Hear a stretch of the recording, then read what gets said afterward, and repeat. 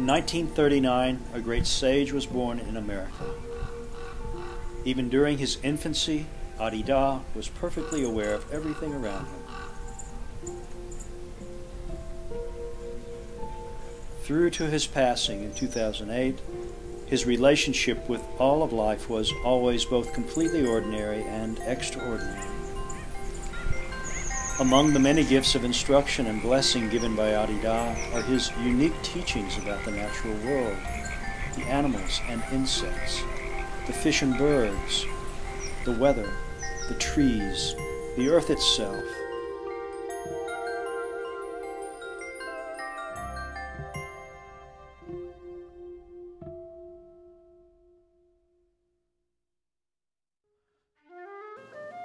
The non-humans are far less afraid than you all, because of their simplicity and their ease of contemplation.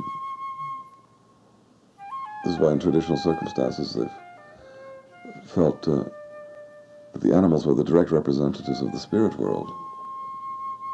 They didn't have the obstructed consciousness of human beings. They were direct representation of spiritual communications and powers, and so they were highly venerated and used ritually and contemplatively and so forth for various purposes. They are actually in states of contemplation then.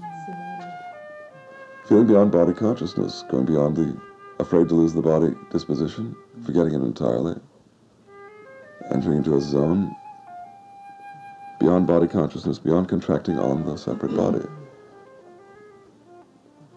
They enter directly into the state of divine contemplation.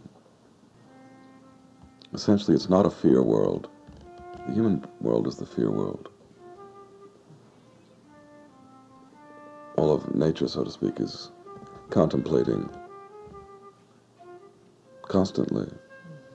Oh yes, there are breaks, it seems, required action, but essentially it's a culture of contemplation, including the earth itself. There are doings, but in samadhi, except for the humans. All we in samadhi. Notice this.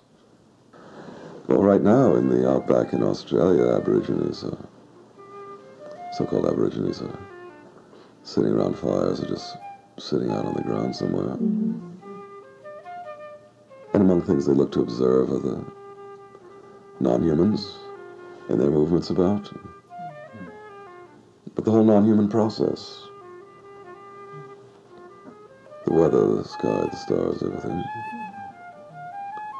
observed in a rather contemplative disposition, openness altogether.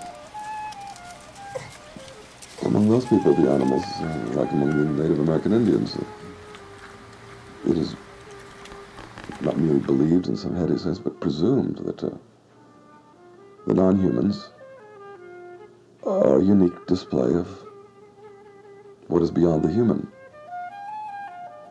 and are not lesser at all.